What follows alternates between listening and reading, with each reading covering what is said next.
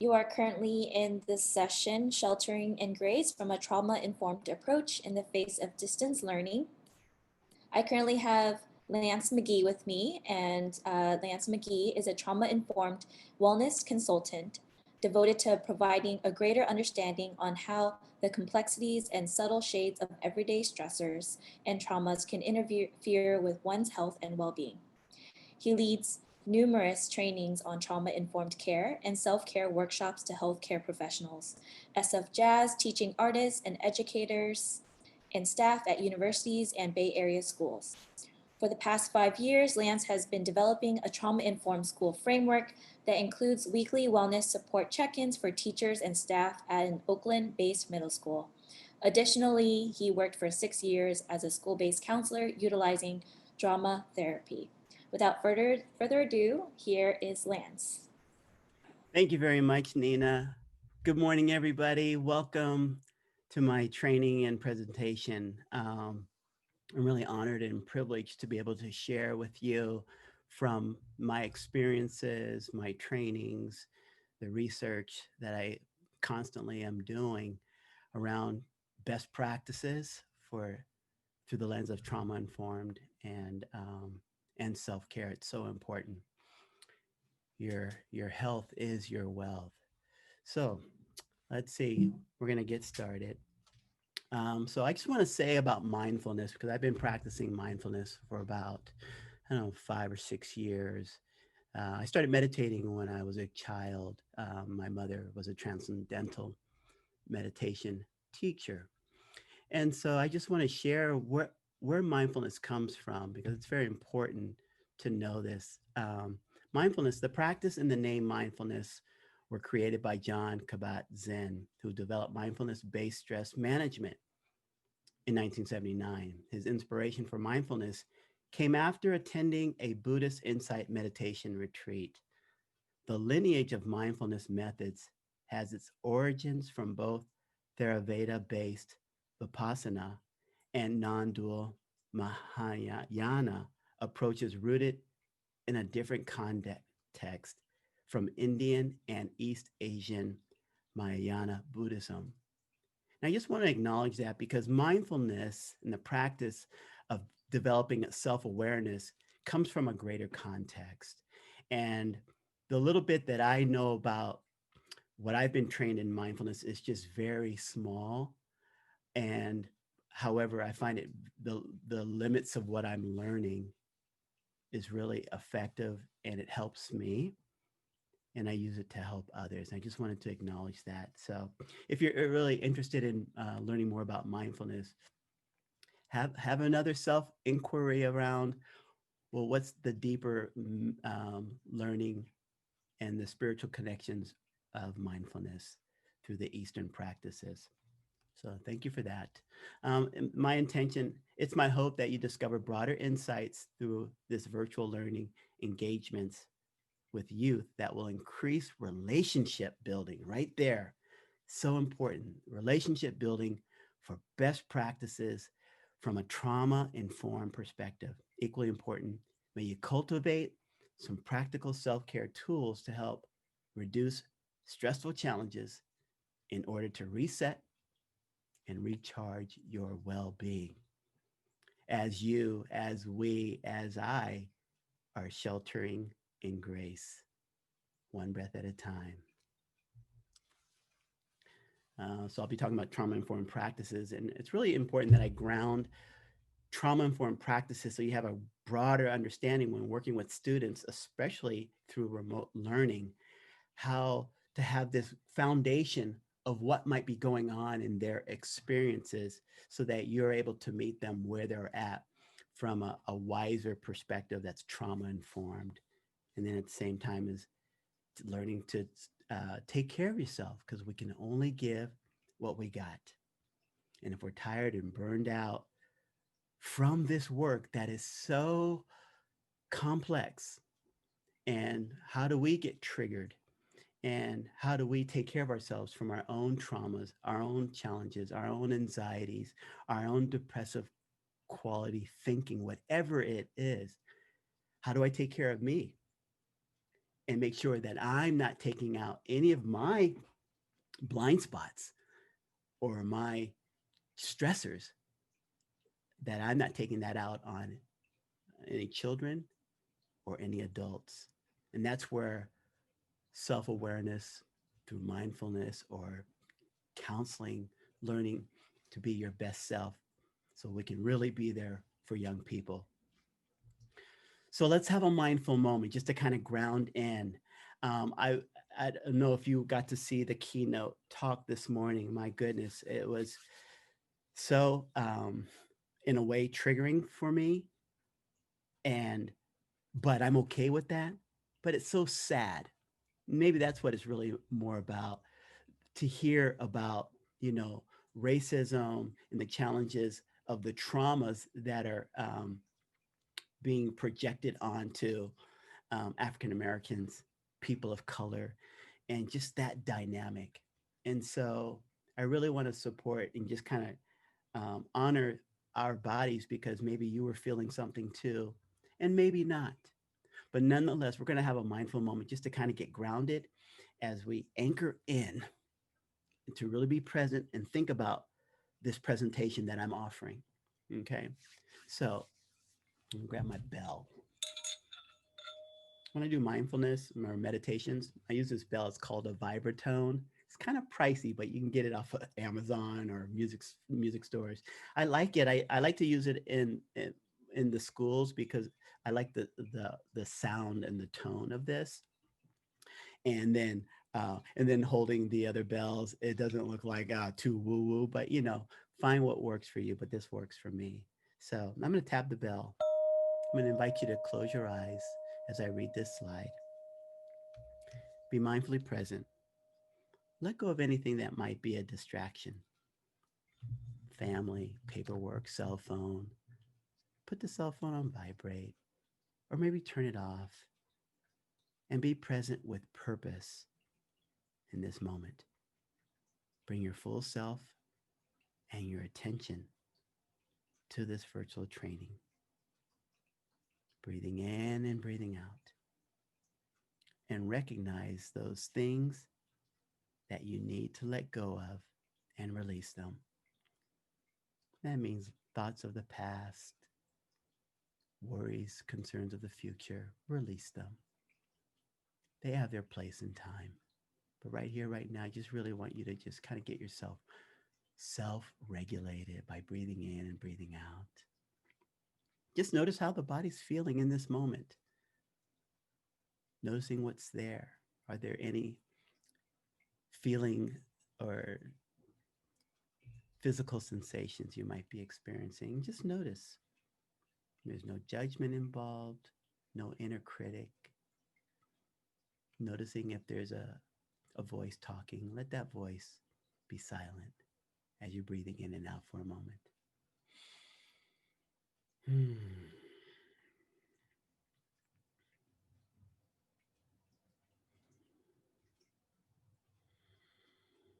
Just notice the quality of how you're breathing.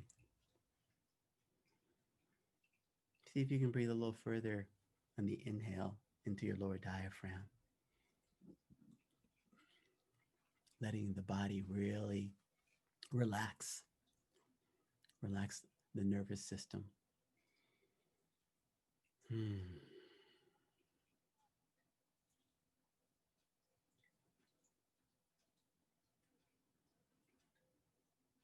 And then lastly, on this, what I call Thankful Thursdays. On Thursdays, I always call it Thankful Thursdays. Take a moment to think of someone who's special in your life, who makes you laugh, who who's really there to support you in some way that there's a connection with. And just give thanks to that individual or individuals or family member, whoever that is, whoever comes in up in your mind. Hold them in a heart space of grace and gratitude and giving thanks to them and whatever feels right to you. Breathing in and breathing out.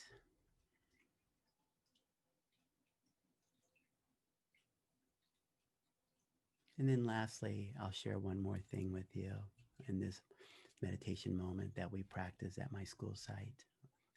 We say this, and I'm going to invite you to say it to yourself. May I be peaceful. May my students be peaceful.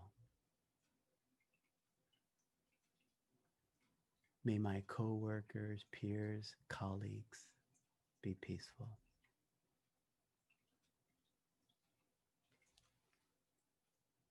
May my family and community be peaceful. May the country and the whole world be peaceful.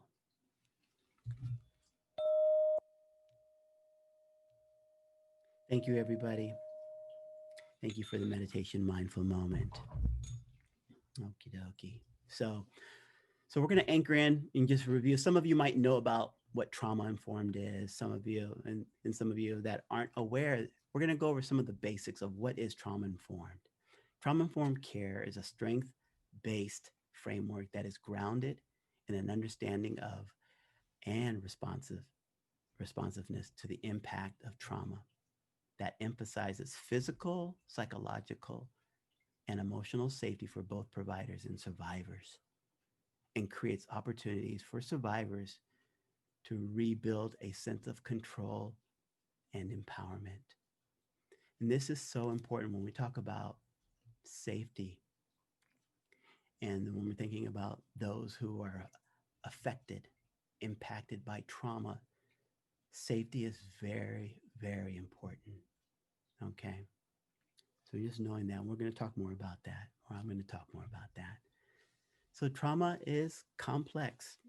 There's complex trauma. Trauma is the experience in which powerful and dangerous events overwhelm a person's capacity to cope. Okay. Meaning that the body, the stress cortisol goes whoop, right? Because something happened, right? Which is a natural innate instinct. Something happens, the heart rate goes up, right?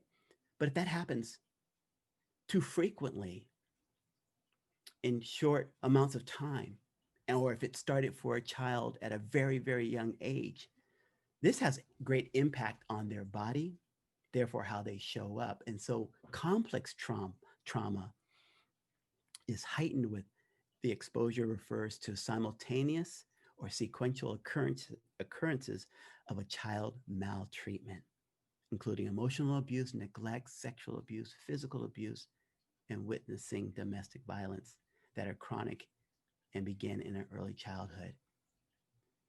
And we want to, when we're practicing being trauma informed, we have to be grounded and rooted in this understanding right here so that when we recognize that a student's behaving a certain way, we might not know why. But if a child is behaving a certain way, there's a good reason. Okay. And it could be something related to this. And trauma is so complex that when a child gets, a young person or even an adult gets triggered, the feeling sensations that happened in the past are being re experienced. And therefore, the behavior is dysregulated and it goes into survival mode. So, the goals of trauma informed care practice, there's these four R's that this institution of trauma, responsive trauma practices is incorporating into the work to work with people in a way that does not cause additional harm. We're not triggering and re-traumatizing, and to create an environment and a culture that one we realize there's a widespread impact of trauma. And let's keep it real. Our culture, our country was built on trauma. So there is so much healing that needs to happen, and we need to realize this. We want to recognize the signs and the symptoms of trauma in others. It's not about what's wrong with you, which has a blaming, right? But it's what happened. It's more of a compassion. It's an inquiry like, hey, what's going on? What do you need? Because with traumatized youth, and keep in mind, when I'm thinking of the youth, I'm thinking about the students the teachers that I work with and the administrators that I work with at a middle school, I have them in my mind when I'm thinking about all this and how they're reacting. And so how it's so important to support these youngsters, these beautiful individuals who are a lot of times in survival mode, making sure that their world is safe. Because a lot of times they can't trust adults, that we want to have compassion. We want to develop our empathy, right? And then that third R, resist from re traumatizing, right? And that we want to respond by integrating knowledge about trauma into our school systems, into the districts, so like for example, at my school site, the way that we're creating policy is one, because of my unique position to work, I'm built into the school. I have an office at the school. I'm there 5 days a week, and I get to recognize the climate and culture of the community. Now keep in mind, I'm not at school right now, right? So it has a different look. But when we're in the physical setting, I get to read what is the climate of the culture and what do we need to train up on. And yes, I have the principals, permission, support that we are becoming a trauma informed school, which is so, so important. So that would be ways of creating policy, creating ongoing trainings where I get to train up with the teachers on the complexities of trauma. And unfortunately, with the flipping of schools and teacher retention, there's a lot of new teachers this year. There was a lot of new teachers last year. So the turnover, and it's ongoing, but nonetheless, it's so important to recognize these R's.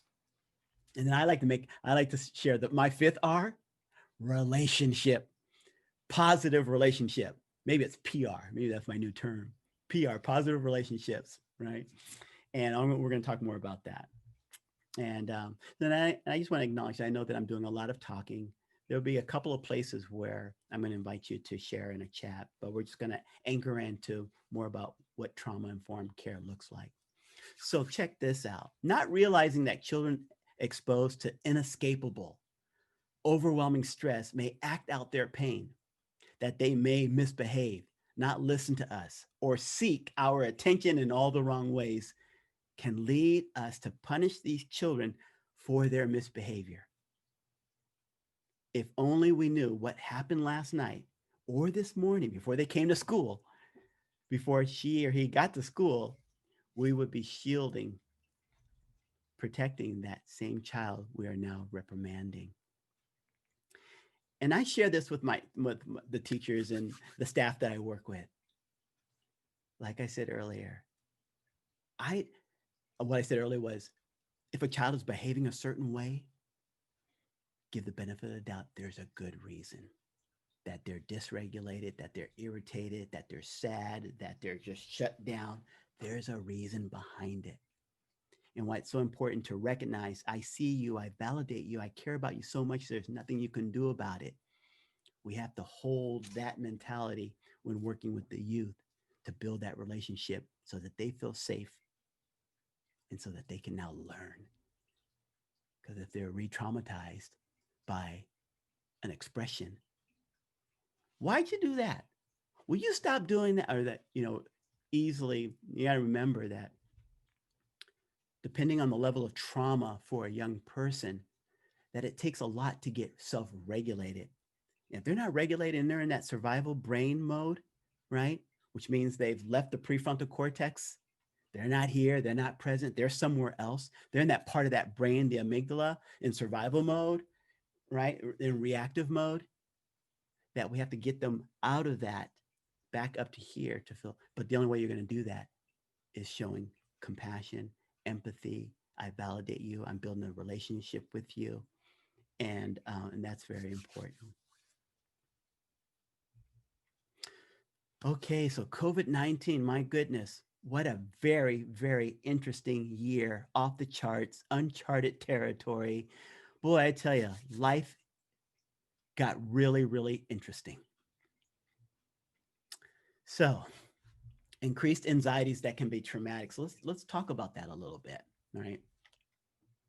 So Black Lives Matters, violence against community members. So keep in mind, I'm sharing this when thinking about like what also could be traumatizing, not only for the child, but for the family system of what's going on at home, right?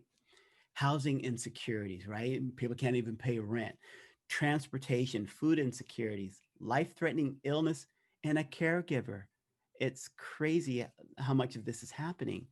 Witnessing domestic violence, loss of employment, income, lack of safe space at home for LGBTQ students. You got to remember, school was a safer place for students, right? And right now, that ain't happening.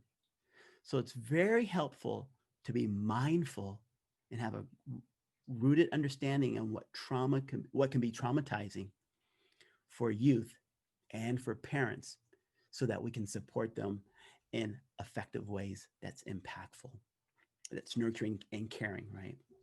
Social isolation, living in chronically chaotic environments due to sheltering in place, increased responsibilities for youth at home.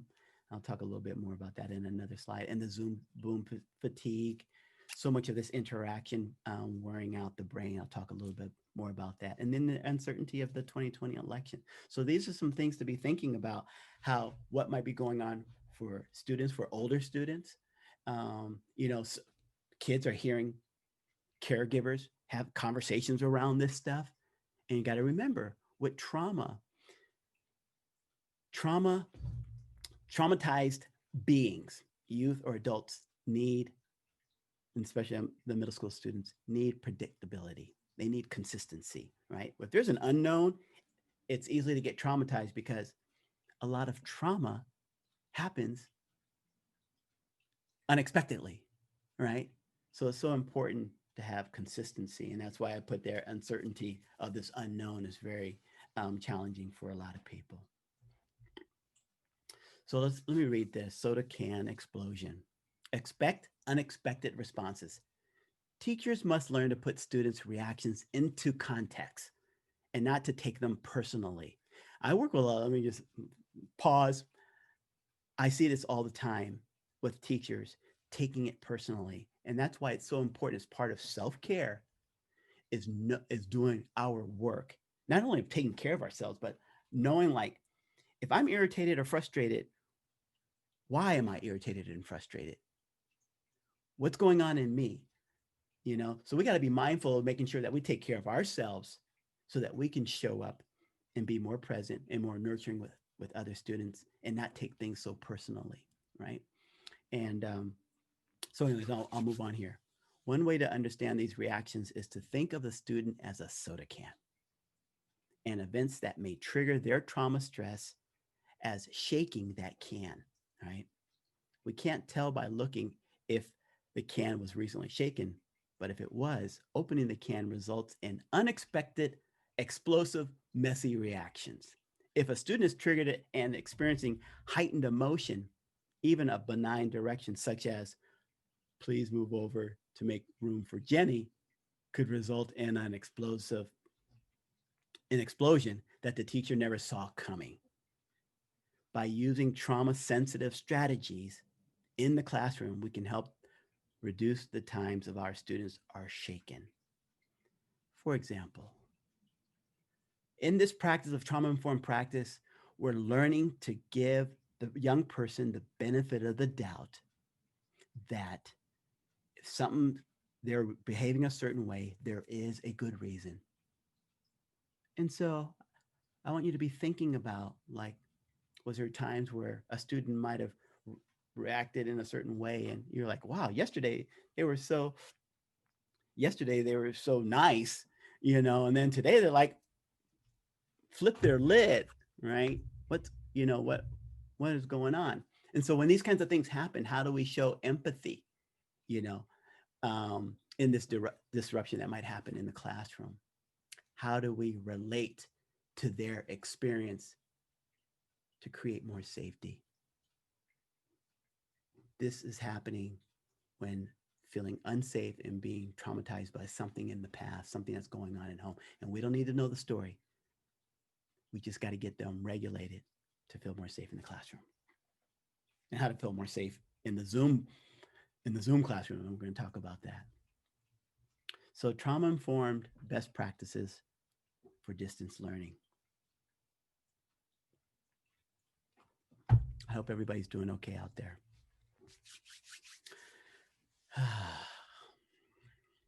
Relationship building is so important. I was talking about that earlier. Positive relationship, right? And what's so important about building that relationship is that doing the relationship building on the front end of the school year is going to help for when things really get a little bit harder, or when there's test taking, or there's the assignments that they got to get done. Things get a little bit more like, hey, got to get that done, got to get it in and whatnot. Having that relationship with them is going to help on the end process, right? So relationship building is so important. How are you going to care and demonstrate that concern? What would that look like? Normalizing the circumstances. This is so important to normalize and talk about how this, like the next bullet point, how is this impacting you? What might that look like in a teacher to like keep it real? Like, yeah, hey students, yeah, my check-in today is like, this is really, um, I'm feeling a little bit anxious, and I stay home a lot too. And how are you all doing? To really normalize it, modeling it, modeling, having the conversation to talk about the experience is so important to make it real, right? Sometimes you got to name those emotions to help young people who, especially when they're triggered, right? Like I was saying earlier, they left that um, the front part of their brain, the prefrontal cortex, and they get down to that amygdala. They can't be, they don't even know how they feel. They're just in survival mode. So sometimes you got to help them. Sometimes you got to bring up some emotional words to kind of help them along. And they're not really ready to talk. So then if they're not ready to talk, you got to be mindful. Like, hey, I see that you're really upset. Why don't you take some time? What do you need right now? And we can check in later, right? What does that compassion look like? Or what would a check-in look like in distance learning on a 1 to 10? Asking like, how bored are you? Having genuine, authentic conversations are so important, and then you're modeling that too, right? um, One way to help build that relationship, for example, like share a photo, ask them, hey, tomorrow's class, I want everybody to maybe bring a picture of somebody who's important to you, or if you want to draw a picture to share, um, to help build that relationship. Create a virtual high five. What would that look like? You know, if you're experienced teachers, you probably do this in real time in the classroom. You're probably there, greet at the door. Hey, nice to see you. Good. You might have some physical connection. What would that look like on Zoom? How for each student that you have a certain way of doing something to connect with them. Relationship building. Remember, that's part of that. I see you and I care about you. That we're going to also do things that aren't about learning, but it's just about human connection, right? Create create fun activities. Ask the students what would be a fun activity to do, right? To help build that relationship. Give students voice and choice. That's part of that create fun.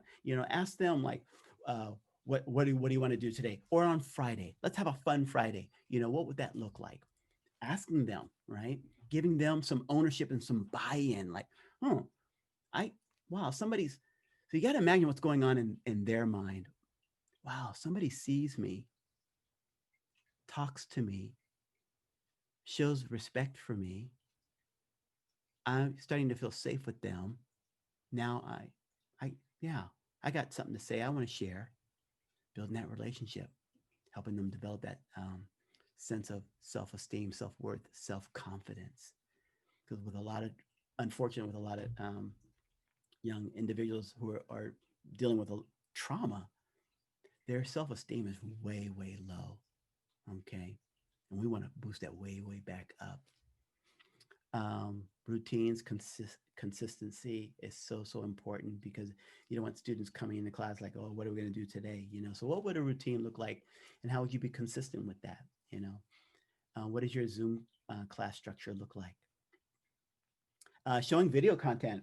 I was reading some research that this is a great way at the start of the class, find videos that might be related to what we're going to, what the instruction is going to be to help get some buy-in, and virtual reach outs.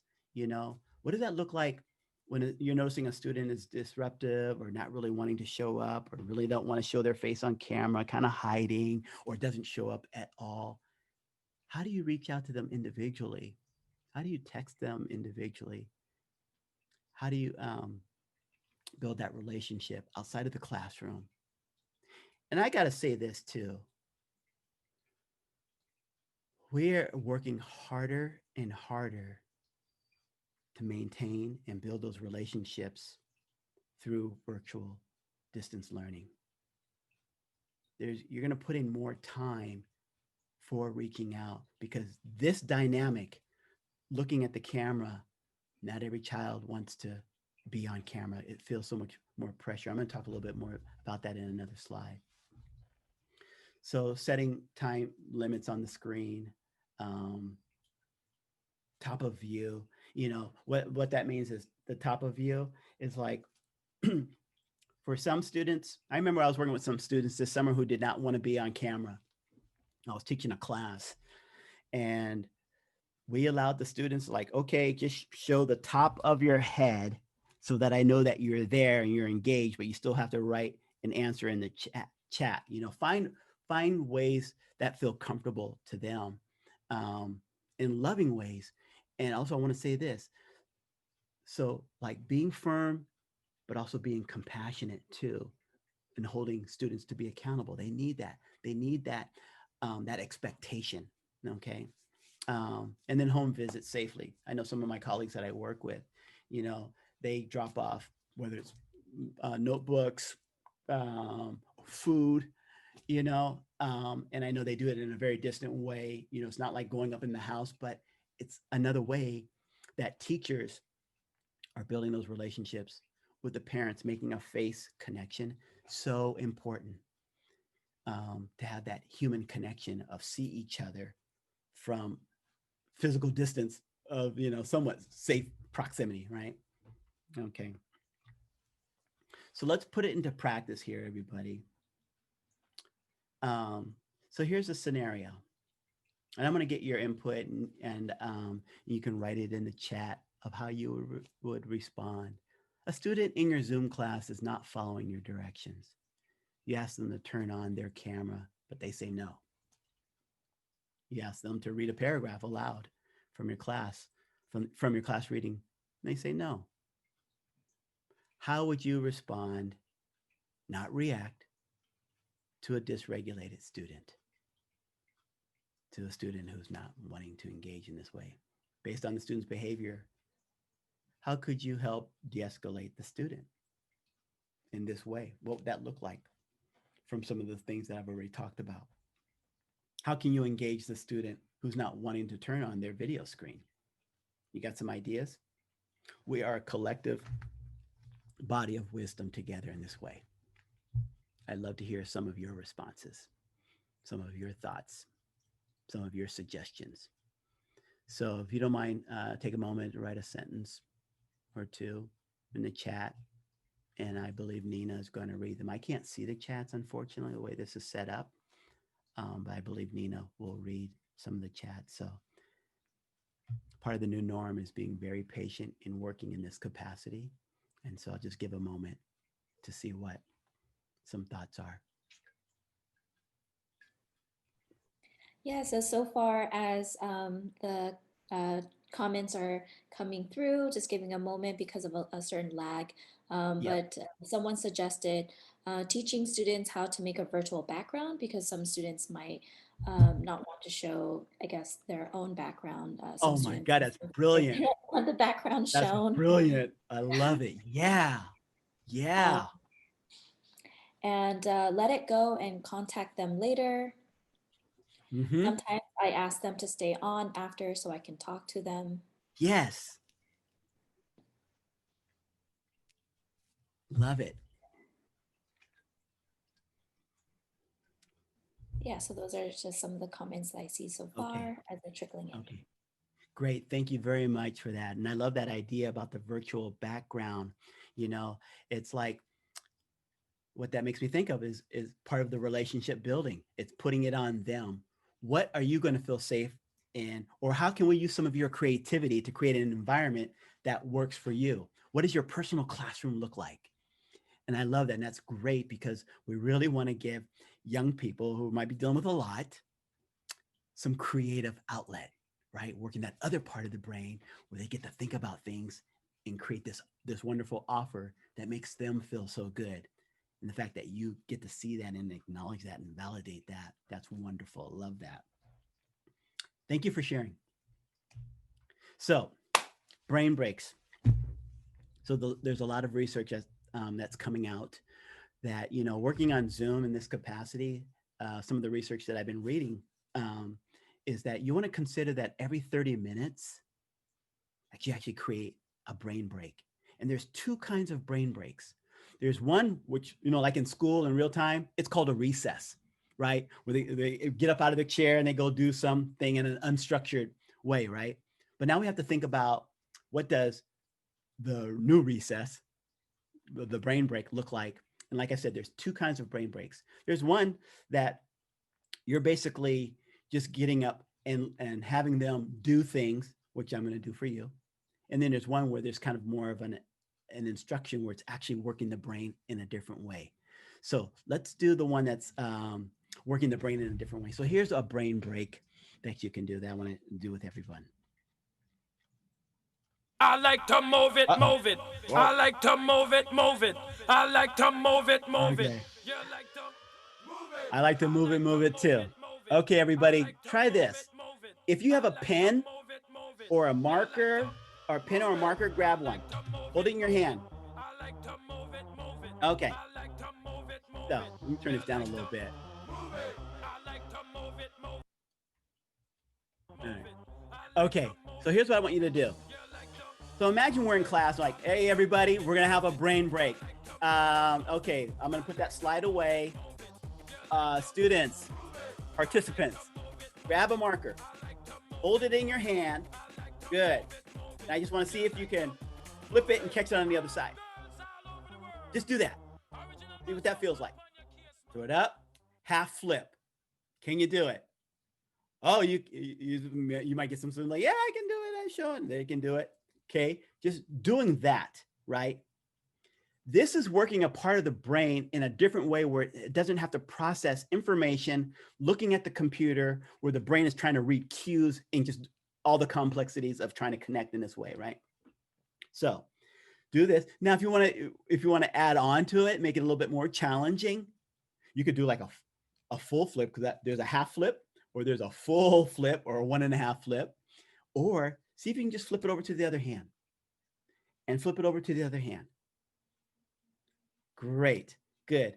So there's that kind of a brain break, right? Just doing something like that, just taking a couple of minutes just to get out of the academic norm and just get back into our bodies in a physical way. By doing this, you're actually recharging the brain so that it can learn more when you get back to the academic class learning on the screen. This kind of thing is so helpful. Let's do another one. Put your pencil down. How about this one? Remember, what's happening is we're working a different part of the brain than the thinking side, okay? So remember this one. You might have done this before in the past, but this is a great brain break. Put your hand on top of your head, right? And it's going up and down. Now, the other hand is going to try and do a circle while the other hand goes up and down. And this is a great brain break because it's making them stop, be in their bodies, think about, wait a minute, my hand is doing what? This one, let me try the other side, you know? This is a great brain break and it helps recharge the students. It's silly, it's playful. Um, and so if you can think of other ways to be silly and playful with your students, to add that laughter, oh my God. Let's see, let's try a funny one. Okay, everybody try this. Lift your eyebrows up really big. Eyebrows up really big. Good. Now, keep the eyebrows up and make a big smile. Good, good. Now look everybody at the screen. And while you make that face, pretend that you're having a screen lag and show what it looks like when it's going through that lag and go, hey, Good. Get everybody laughing and relaxed. Good job, everybody. Humor really helps build that connection to build a relationship, and laughter gets the endorphins and the dopamine excited in the body. And what a wonderful way for healing through laughter. So add some funniness into your brain break. Or let me show you one more. I did that one. Hands. Oh, yeah. Here's another one with the hands. Take your hands, rub them together. All right, everybody, rub those hands together. Fast. Go faster. Faster. How fast can you go? Can you make some noise with it? And stop. Does anybody feel anything? What do you notice? I actually do this when I do like my mindful body exercises. What do you feel? What do you notice in your hands? Yeah, maybe some tingling or the hands feel warm. Yeah, good. Now take your hands, all right, and see how close you can bring them together without touching. Okay, how close can you bring your hands together without touching? How close? Good. And relax for a moment. We're going to do it again. This time, close your eyes and see how close can you bring the hands back together without touching to get to that same spot, and then open your eyes. Where are you? How'd you do? Right? Were you that close? Were you not as close? What happened? Good. And shake it out. And shake it out. And on three, we're going to shake, we're going to let it go. 1, 2, 3. Whoosh.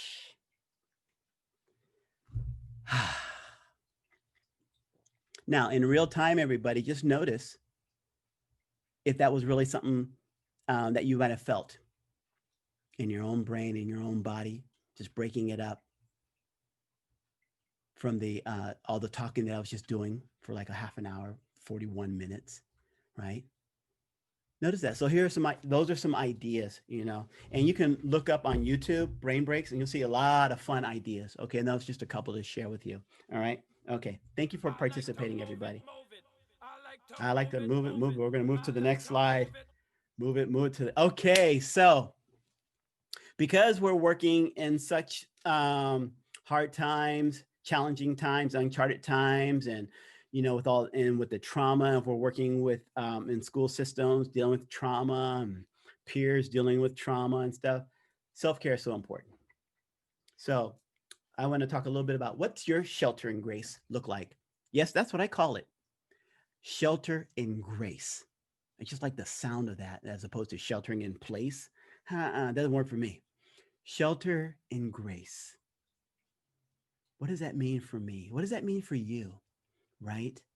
How are you going to take care of yourself in a graceful way? Right? So let's look at that.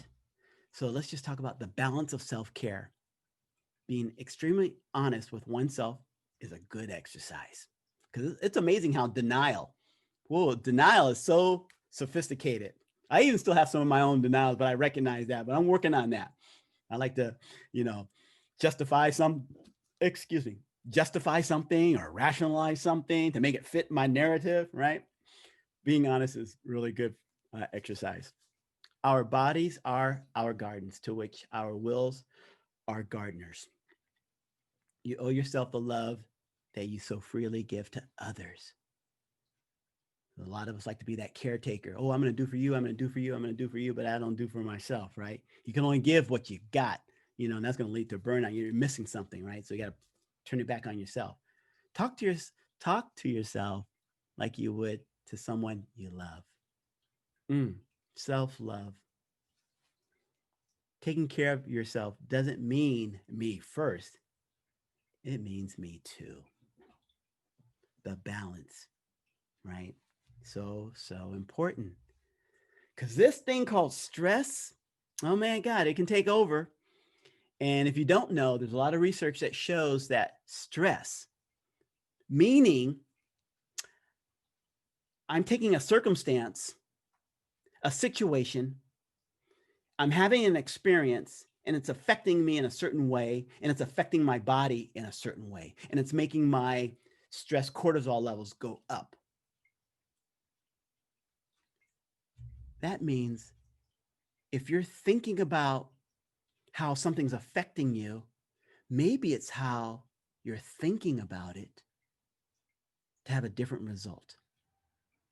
Because the truth of the matter is, thoughts create experiences, thoughts create stress. So that might be possible to think about how you're shifting a thought to have a different response, have a different reaction. That's kind of like when if you take something personally, you kind of get all upset, you're feeling irritated and frustrated. That's a very, very, very low level of discomfort and irritability, right? And that can feed on itself.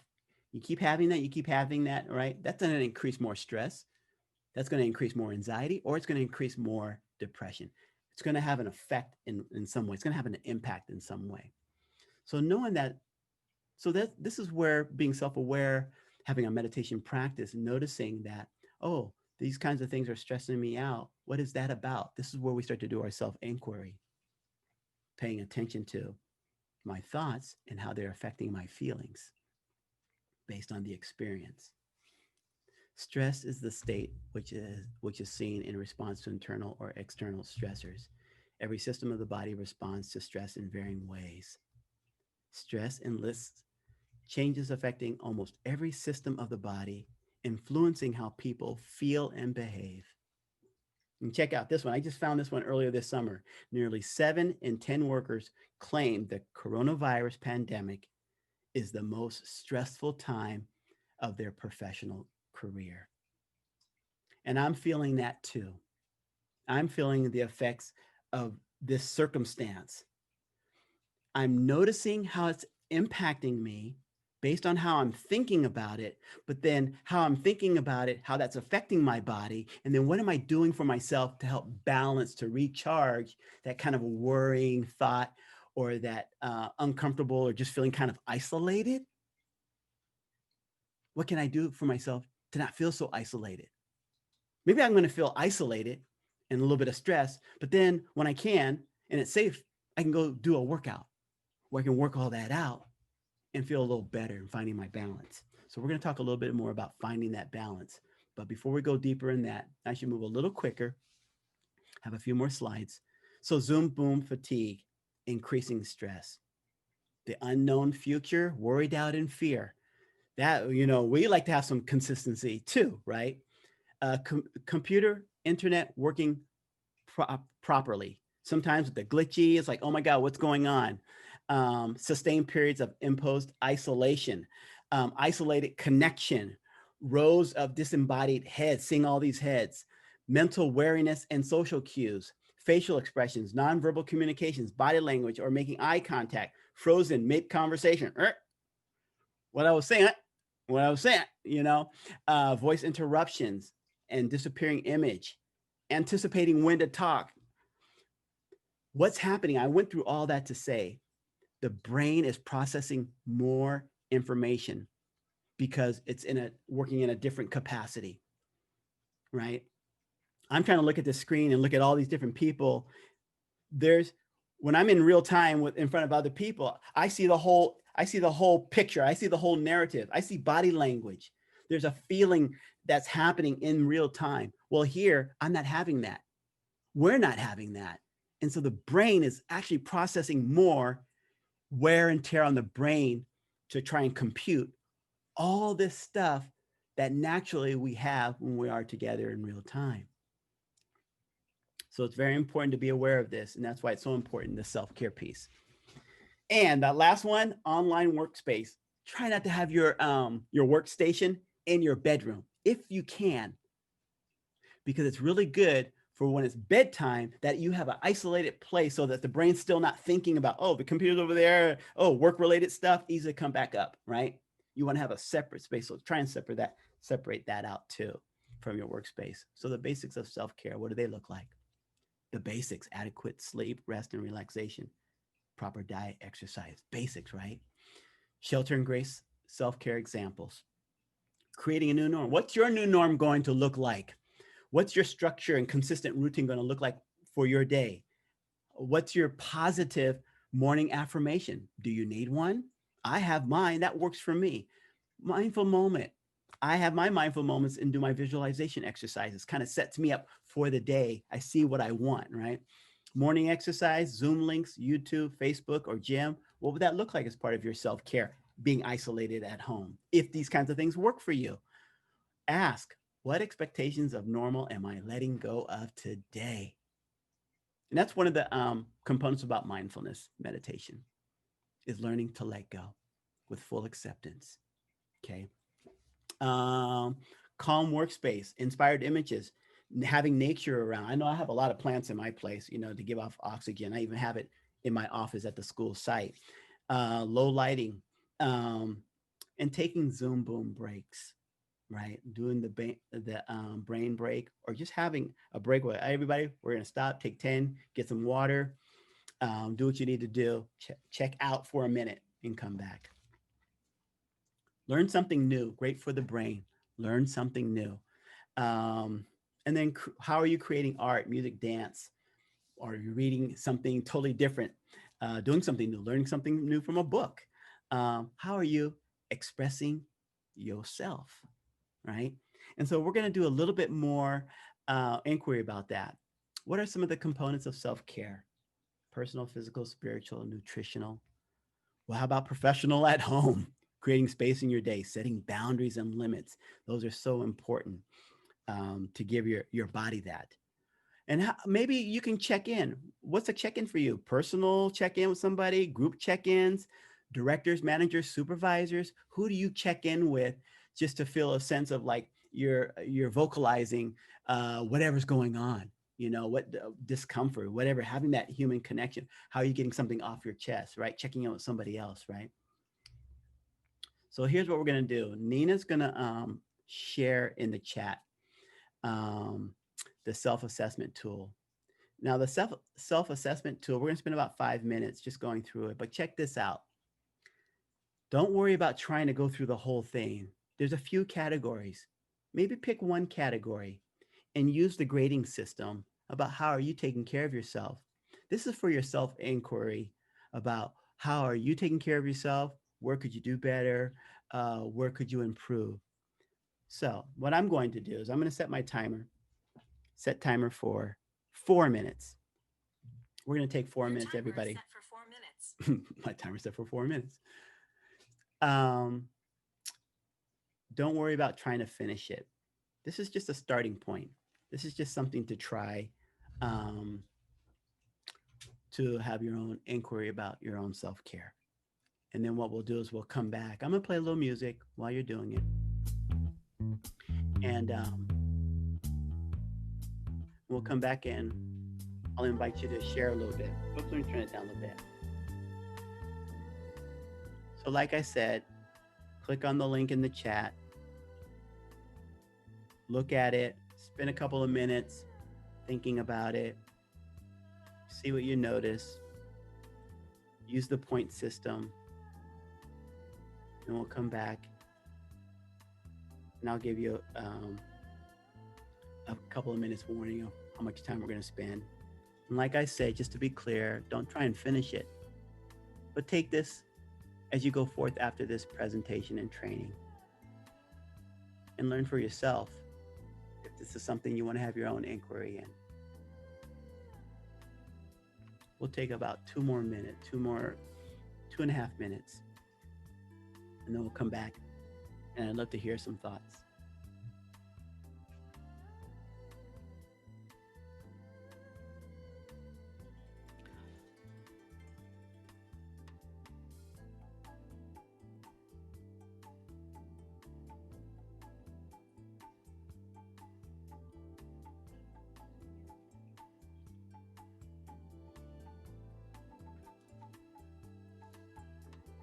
Like I said, I don't want you to feel rushed.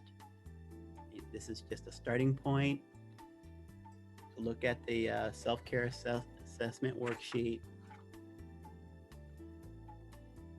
and just give yourself a grading point system. And this is really for you to just recognize, be honest with yourself. How frequently are you doing the thing that you would like to do? that occasionally, rarely, never, and not to judge yourself. This is just a self observation of like, yeah, maybe I could incorporate that in my life a little more.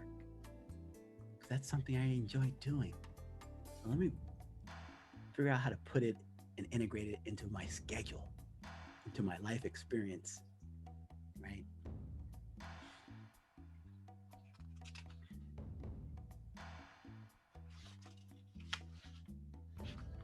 Time check.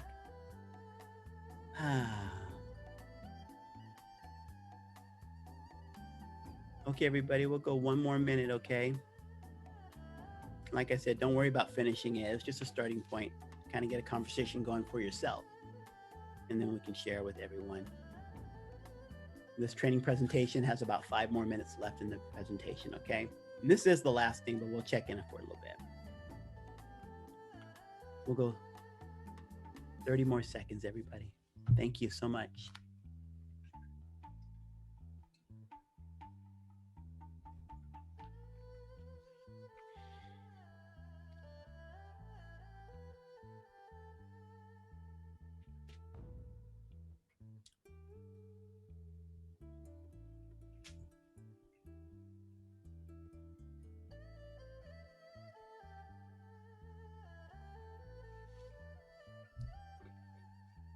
And we're back at 5, 4, 3, 2, 1. I was going too slow. Looking at the timer, it was already done. Okay, everybody, we're back, okay? Let's see. Oh, that music is still playing. Whoopsie. Sorry. Pause. Beautiful song. Love that song. Okay. So community share in the chat. Guiding reflection questions. So I'm curious to know if you don't mind maybe sharing in the chat, even though you spent just a few minutes going over something, how do you feel about how you're currently doing your self-care practices during shelter in place? Or I like to say shelter in grace. If you don't mind sharing in the chat, a thought, what you're noticing, what you're thinking about your self-care. And then on the second bullet point, I'm really interested in the one highlighted in yellow. In what areas could you improve on? If you don't mind sharing, something about when we say it and name it, it's kind of like putting the intention in there. So I'm going to invite you to write it in the chat. That means that's something that you are working on that cares for you. And Nina's going to read some of your responses, some of what you're sharing. And I'd love to hear that. And we have about 3 minutes. Thank you, Nina, for reading whatever is coming in on the chat. Yes, definitely. I could even share my own. I feel like I'm not sleeping as regularly because I'm watching the screen all day. So definitely that's something I can improve on. Yeah. I think other folks have said physical self-care can definitely be improved. Um, Definitely integrating more areas. Yeah. Balance could definitely be improved. Yeah. So Heather actually says, I have a post-it on my desk that has 3 words: meditate, exercise, create. I try to do all three daily. I thought that's a great idea. Thank you, Heather. Yeah. Yeah. Teresa says, need to improve sleep, eat, say no, Mm-hmm. and let go. Kind of reminds Yeah. me of like Frozen, let Yeah. go. Yeah. Um, Right. I Oh, like to wow. say, Lots of comments coming in. Physical uh, self-care has been improved during quarantine, but psychological is being neglected. Consistent mm, exercise, spend more time in nature. can I say Um, something about the yes, psychological? for Here's the sure. offer around psychological. Remember, everybody, your thoughts are so important. What I do for my personal experience, this works for me. It's just an offer and a suggestion. Be very intentional about your thoughts, how you're going to take care of yourself. This is where we start to do the work because we have this inner critic, right? And sometimes some of us got really big inner critics. Be mindful of the inner critic. We got to be gentle on ourselves. And so just psychological, like, oh, if I'm having a thought about worry, doubt, and fear, reframe it. Oh, I'm learning to think about a more uplifting thought that I'm not worried about, or that an uplifting thought, I'm actually going to do this. I'm going to name it and claim it. So maybe I'll do it in a meditation. This is what I'm going to do for myself.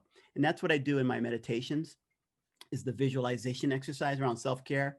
How are you going to see yourself in your self-care today? What is that going to look like for you? Because when we visualize it, we're kind of planting seeds of possibility. And I want you to build on that. I think I'm running out of time, and I'll share. Here's what I do for my personal self-care. I love music and I love dancing. I'm also a performer. Because I'm right here in Oakland, Lake Merritt. Oh my God. I go to Lake Merritt in the late afternoons at the end of the day, put on my music, and I have some spots that I go to and I just go dance.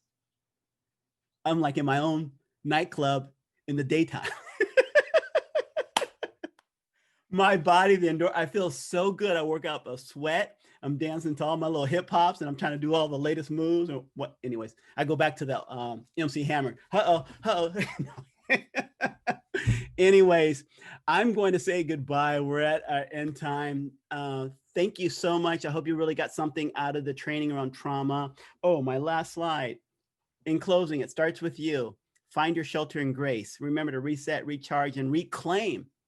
Self-compassion, be gentle without judgment. Stress can be difficult, but we can learn to manage it. Remember to breathe. Be more trauma-informed awareness. It's about that relationship first, right? Be empathic with the students. The 4 I's, we're realizing, recognizing, resisting, and responding in different ways. Stay safe. Thank you so much. I love you. And there's nothing you can do about it because that's how I roll. And I'll see you when I see you. Take good care. Nina, thank you so much for moderating. Bye-bye, everybody. Be well.